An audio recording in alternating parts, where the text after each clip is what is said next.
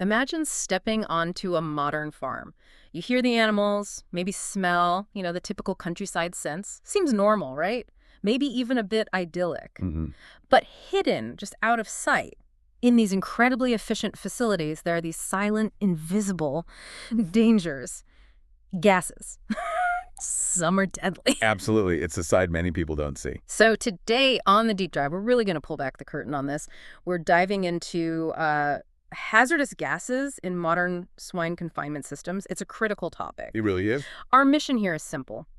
We've got these authoritative reports, expert sources on gas toxicity prevention, all that. We want to pull out the most crucial insights and get you up to speed quickly and thoroughly. Make it clear and accessible. Exactly. It's not just about what the dangers are, but understanding why they pose such a profound risk, really, to both the animals and the people working there. Yeah, the mechanisms are key. Yeah. Okay, let's dive in then.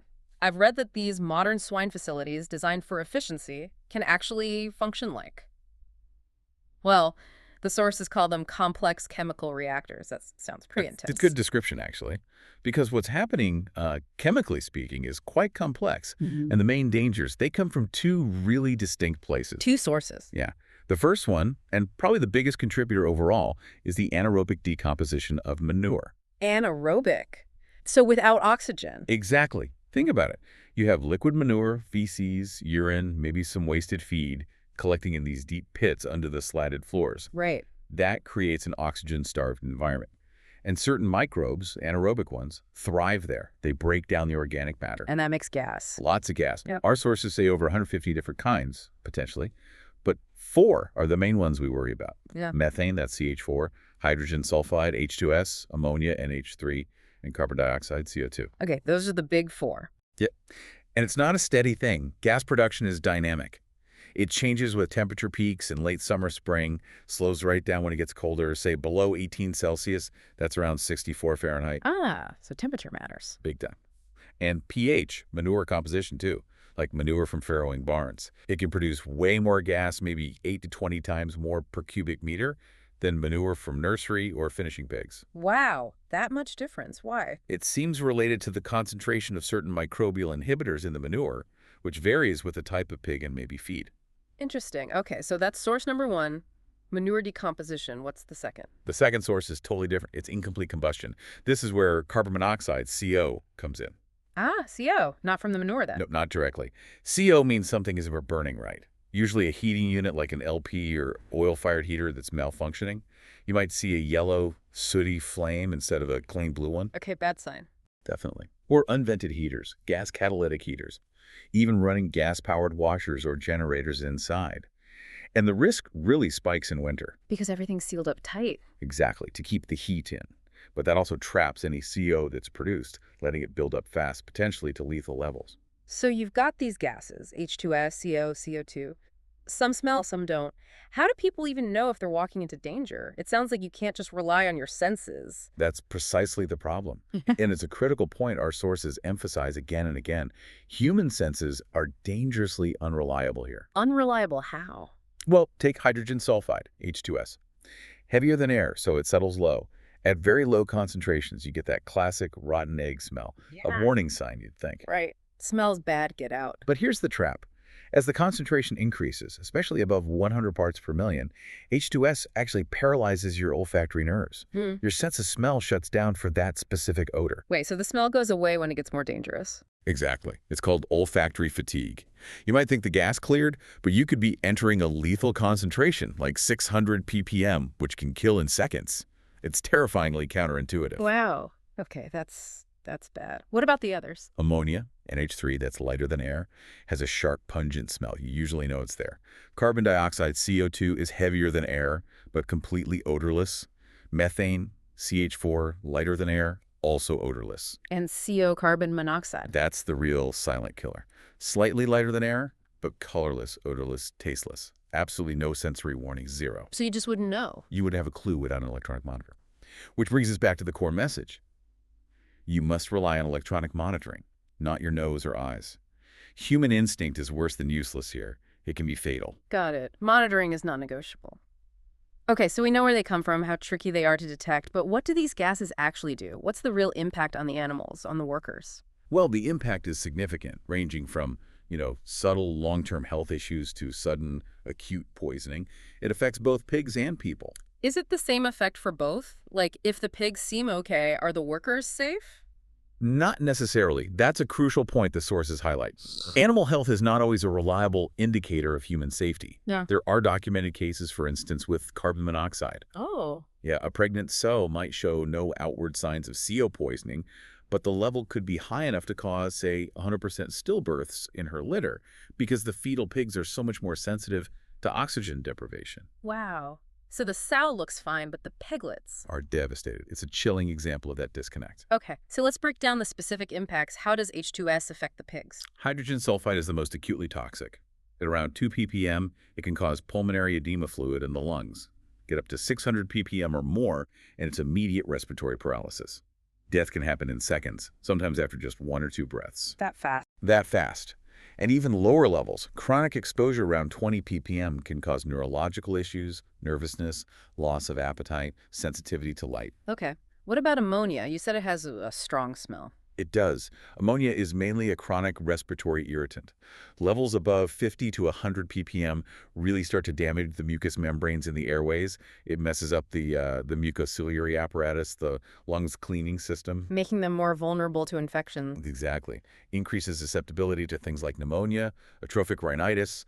Even chronic exposure at 50 ppm can slow growth and reduce how much they eat. Studies show lung lesions after just 30 days at that level. So chronic exposure is a real productivity drain too, CO2. Carbon dioxide is what we call a simple asphyxiant. It just displaces oxygen. Levels over 1,500 ppm are linked to more respiratory disease, lower productivity. If it gets really high, like 20% or 200,000 ppm, it causes death by asphyxiation. And carbon monoxide, CTAR. We touched on the piglets. Right. It's a chemical asphyxiant. It binds to hemoglobin in the blood over 200 times more effectively than oxygen does. So it basically starves the body of oxygen. Which is devastating for developing fetuses. Absolutely. Continuous exposure to just 160 ppm can cause a huge spike in stillbirths and weak piglets, even if the sow seems fine. And those stillborn piglets often have a characteristic bright, cherry red skin color. Why is that? It's from the carboxyhemoglobin, the hemoglobin bound to CO instead of oxygen. Gives them that color. Huh. And methane. You said odorless. Is it toxic? Methane itself isn't really toxic to inhale at typical levels found. The main danger with methane is fire or explosion. Once it hits 5% concentration in the air up to 15%, that's its flammable range. Any spark can set it off. Right, explosion risk. Okay, so those are the impacts on pigs. What about the people working there day in, day out? Well, workers are breathing that same mix of gases, but there's an added factor for them. Dust. Dust. From feed and manure. Yeah, feed dust, tribe manure particles, animal dander, it's all in the air. And there's a nasty synergistic effect. These dust particles can actually absorb gases like ammonia. So the dust carries the gas. Exactly. It concentrates the irritants and carries them deeper into the worker's lungs than the gas might travel on its own. It increases the overall respiratory risk significantly. That makes sense. So what are the specific health benchmarks for humans? Are there set limits? Yes, there are occupational exposure limits. For H2S, you might smell the rotten egg at less than 1 ppm. But get up over 100 ppm, you start seeing nausea, vomiting, maybe excitement. Over 1,000 ppm, immediate unconsciousness, respiratory arrest, death. And remember that olfactory fatigue, the smell disappearing, happens right in that dangerous zone. Crucial point, ammonia. You notice the pungent smell around 5 ppm. Above 7 ppm, the risk of respiratory issues starts climbing.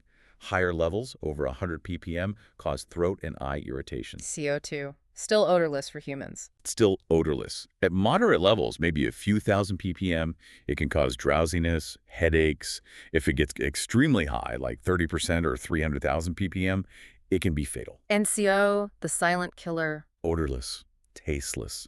The standard 8-hour workplace limit is often around 50 ppm, which can already cause fatigue and headache.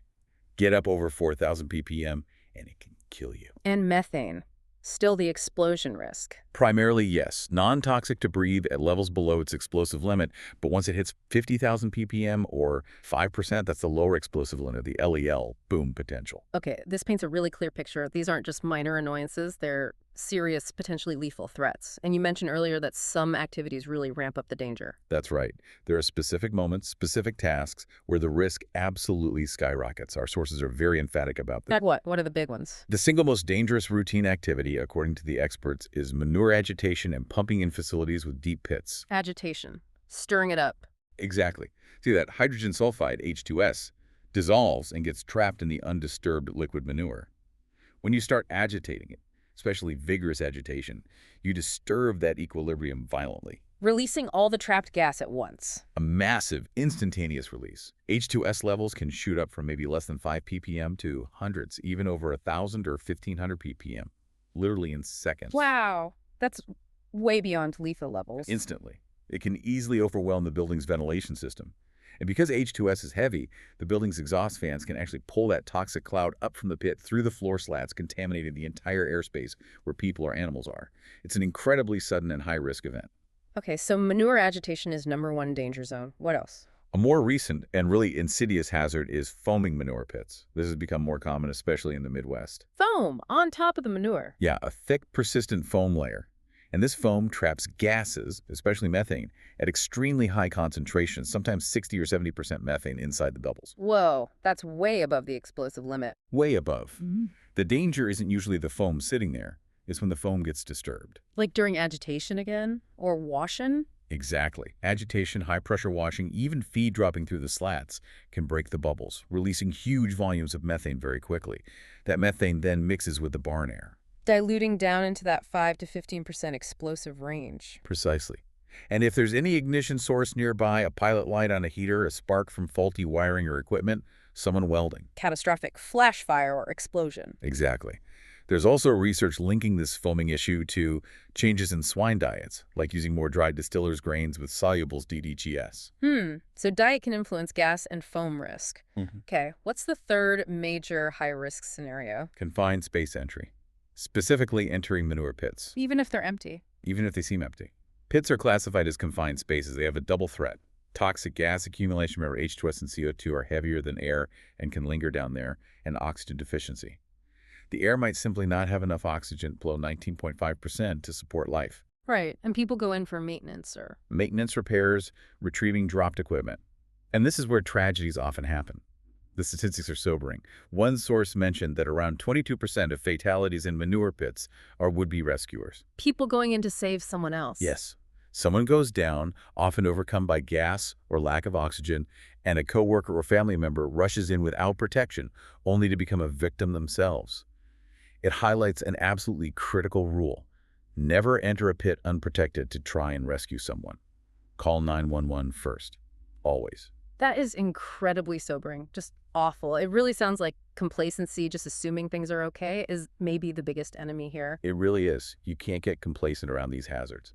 But the good news, I guess, is that we do know how to manage these risks. There are ways to prevent these tragedies. Absolutely. There's a well-established framework for prevention and mitigation. It's all about a systematic, multi-layered approach, what safety professionals call the hierarchy of controls. Hierarchy, meaning some methods are better than others. Exactly. You prioritize the most effective controls first. Ideally, you eliminate the hazard entirely, but if you can't, you reduce it at the source. Okay, so what's at the top of the hierarchy? What's the first line of defense? Engineering controls. And the primary one here is ventilation. Proper ventilation system design and ongoing management. Makes sense. Fresh air in, bad air out. Right. A well-designed system continuously brings in fresh air, helps control temperature and humidity, and most importantly, dilutes and removes those contaminant gases and dust. Most common are mechanical systems, often negative pressure ones. How do they ensure it works properly? It's about proper sizing, having enough capacity for both minimum ventilation, which is mainly for moisture and gas removal in colder weather, and maximum ventilation for heat removal in summer. Air inlets need to be designed and adjusted correctly to ensure good air mixing throughout the barn, avoiding dead spots where gases could build up. Any specific features for these gases? Yes, a really important detail is using dedicated pit ventilation fans. These are fans installed to pull air directly from above the manure in the pit, helping to remove those heavier gases like H2S and CO2 before they build up significantly or get pulled up into the animal space. Ah, targeting the source. Smart. And maintenance is absolutely key. It's non-negotiable. Regular cleaning of fans, shutters, inlets, checking belts, calibrating thermostats and sensors. Our sources point out something striking. Just a 1-inch layer of dust on fan shutters can cut airflow by 40%. 40%, just from dust. Wow. So even a great system fails if it's not maintained. Precisely. Okay, so after engineering controls, what's next? Next level down is management and procedural controls. These are the rules and practices people follow. Like how you handle the manure. Exactly. Safe manure handling protocols are critical, especially for agitation and pumping. The rules need to be inflexible. Maximize ventilation during the process. Evacuate all people and, if at all possible, animals from the building before starting. Get everyone out first. Yes. Start agitation slowly and keep the agitator below the manure surface initially to minimize violent gas release. And absolutely no entry into the barn while it's happening. Okay. What about the foaming pits? For foaming pits, the procedure is, before disturbing the foam in any way, you must de-energize and lock out all potential ignition sources in the area. Heaters, faulty electrical, everything. Lockout out. Yes. And there should be a rule against agitation if there's less than, say, 2 feet of airspace between the top of the foam and the floor slats. Not enough dilution space. Got it. Other procedures. Regular preventative maintenance for heating systems is vital to prevent CO. Monthly checks, cleaning burners, professional servicing. Nutritional strategies can help too, like carefully balancing diets to avoid excess protein, which can reduce ammonia production. Using certain feed or pit additives like yucca extracts might also help bind ammonia. And basic facility hygiene, regular cleaning, frequent pit emptying reduces the source material. Right, keep things cleaner. Okay, so engineering procedures.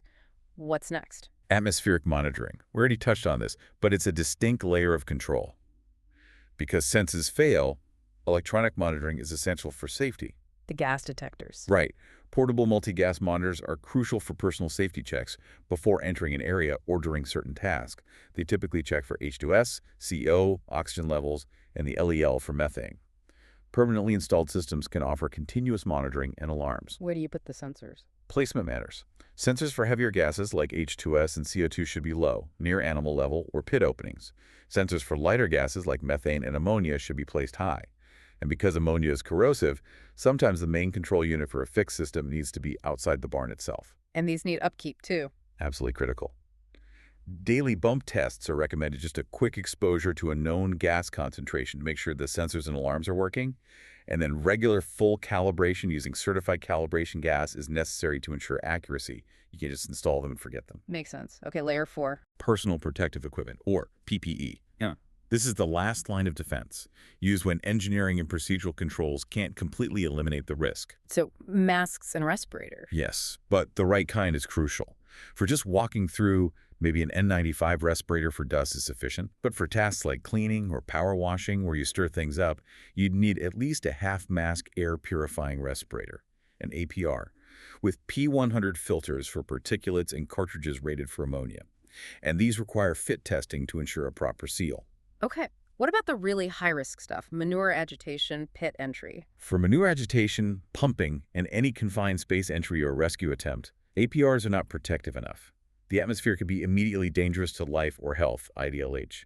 In those situations, you absolutely must use either a self-contained breathing apparatus, SCBA like firefighters wear, or a supplied air respirator, SAR, which provides clean air through a hose from a source outside the hazardous area. So cartridges aren't enough for those situations. Absolutely not.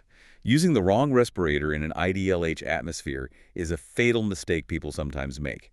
That distinction, SCBA or SAR for high risk, is life or death. Got it. That's a critical distinction. Okay, final layer. Emergency preparedness and response. Having a plan before something goes wrong. Like an emergency action plan. Exactly. A formal, written emergency action plan, or EAP. It needs to be specific to that farm, easy to find and understand.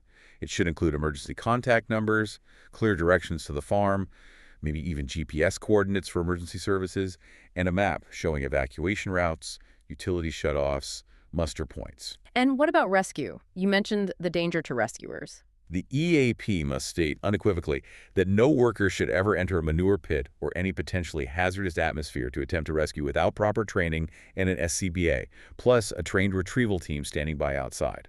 The first step is always call 911. Don't be a hero, call for help. Precisely. And everyone needs to be trained on this plan.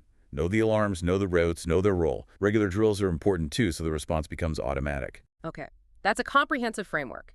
Engineering, procedures, monitoring, PPE, and emergency planning. That's the multi-layered approach. So wrapping this up, what does all this mean for you, the listener? What's the big takeaway here? We've definitely gone deep today. I think the biggest takeaway, the most critical point, is that the air inside modern swine facilities is complex, and it carries significant risks. And fundamentally, your own senses, smell, sight, are dangerously inadequate tools for judging safety in that environment. Yeah, that really came through. The lack of a rotten egg smell doesn't mean no H2S danger, and you get zero warning for CO or low oxygen. Exactly. You cannot trust your instincts here. It's a potentially fatal mistake. So it really boils down to not relying on guesswork, but implementing that systematic multi-layered defense we talked about. It's about having the right engineering in place, following strict safety procedures, constantly monitoring the atmosphere, using the correct PPE when needed, and being prepared for emergencies, all those layers working together. That's the only way to reliably protect the animals and, crucially, the people who work in these essential facilities. Definitely. So here's a final thought to leave you with. We've focused on swine farms today, but think about it in what other seemingly ordinary, everyday environments might silent, invisible, atmospheric dangers be lurking. And how could applying a similar hierarchy of controls, that thinking process of eliminating, controlling, monitoring, protecting, help you identify and mitigate those risks, maybe in your own workplace or even other parts of your life?